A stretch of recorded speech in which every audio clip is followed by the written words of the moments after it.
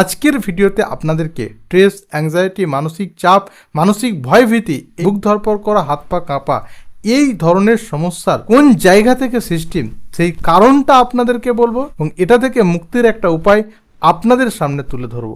যে উপায়টি আপনি যদি মেনে চলেন তাহলে কিন্তু অবশ্যই আপনি এই সমস্যা থেকে মুক্তি পাবেন। তাই আজকের এই ভিডিওটা আপনার জন্য হতে চলেছে খুব গুরুত্বপূর্ণ। ভিডিওটি প্রথম থেকে শেষ পর্যন্ত দেখতে থাকুন।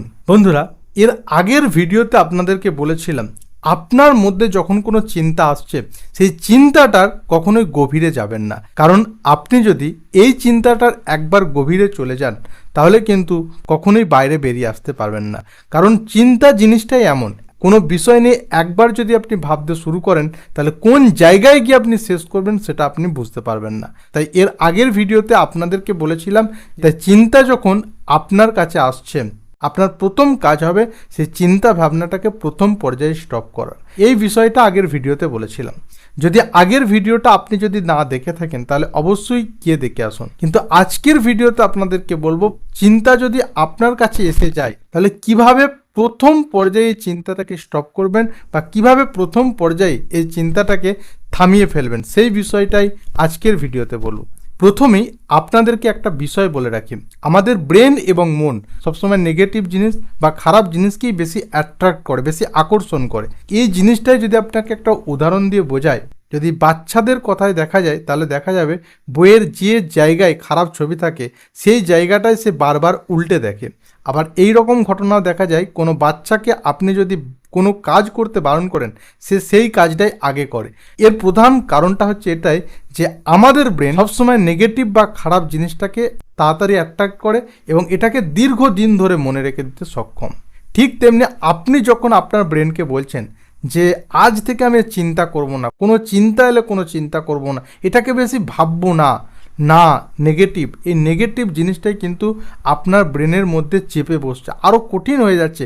আপনি চেষ্টা করছেন যে করব না, ভাববো না, তত বেশি এটা আপনার ব্রেনকে আরও বেশি আঁকড়ে ধরছে। তখনই কিন্তু আপনার চিন্তাটা বাড়তে থাকছে আর চিন্তা বাড়ার কারণে আপনার মনের মধ্যে একটা ভয়, ভীতি, ঘুম না হওয়া, বুক ধড়ফড় করা, হাত পা কাঁপা এই ধরনের সমস্যা কিন্তু চলতে থাকছে।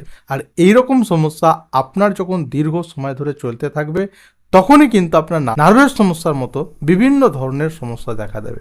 এই জিনিসগুলো যখন আরও বাড়তে থাকবে তখন কিন্তু আপনার সাইকিয়াট্রিক যে সমস্ত সমস্যা, মনের যে সমস্ত সমস্যা, সেই সমস্ত সমস্যা দেখা দিতে শুরু হবে। তাই আপনাকে কখনোই ভাবলে হবে না যে আমি ভাববো না, চিন্তা করব না, এই রকম কিছু করলে হবে না।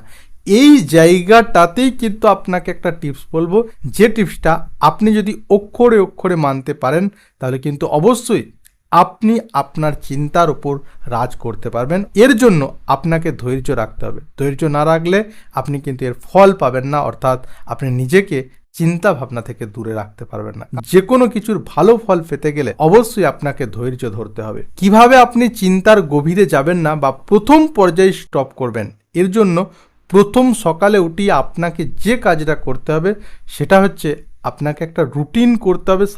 সারাদিনের একটা রুটিন করে সেই নিয়ম মাফিক আপনাকে কাজ করে যেতে হবে। অর্থাৎ সারাদিন আপনার নিজেকে ব্যস্ত রাখতে হবে, এতটা পরিমাণ নিজেকে ব্যস্ত রাখতে হবে যে চিন্তা করার জন্য যে সময় সেই সময়টুকু আপনি নিজেকে দেবেন না। কারণ মনটা এমনই, আপনি চাইলে ওকে থামাতে পারবেন না, একে অন্য কাজে আপনাকে ব্যবহার করতে হবে। আমাদের মনকে আপনি জোর করে শান্ত করতে পারবেন না, বরঞ্চ অন্য একটা কাজেকে যদি আপনি ব্যস্ত করে দিতে পারেন তাহলে সেই চিন্তা ভাবনাটা ধীরে ধীরে ধীরে দূরে চলে যাবে।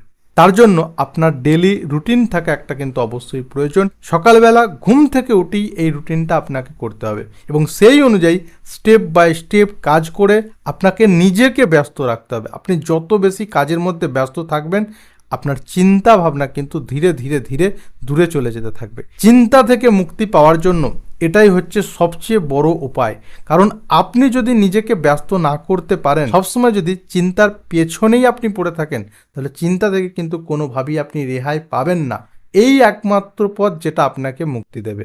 আপনি যে রুটিনটা করেছেন সেই রুটিনের কাজ তো করবেন, তার সঙ্গে সঙ্গে আপনাকে একটা টাইম ফিক্স করে নিন যে এই কাজটা আমি এই সময়ের মধ্যে করব। এই জিনিসটাকে বলে টাইম ব্লক করে কাজ করা।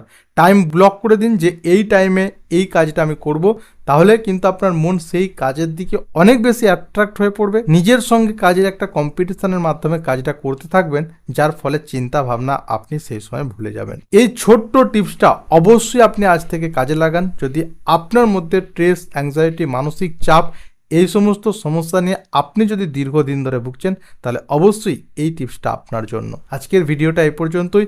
এই ধরনের নার্ভ সংক্রান্ত, স্ট্রেস, অ্যাংজাইটি, মানসিক চাপ সংক্রান্ত যে কোনো ধরনের ভিডিও পাওয়ার জন্য চ্যানেলটিকে সাবস্ক্রাইব করুন। আর আপনার কি ধরনের সমস্যা রয়েছে নিচে অবশ্যই কমেন্ট করে জানান। আমি চেষ্টা করব সেই সমস্যার সমাধান আপনার সামনে তুলে ধরার। অসংখ্য অসংখ্য ধন্যবাদ জানিয়ে আজকের ভিডিওটা এখানেই শেষ করলাম।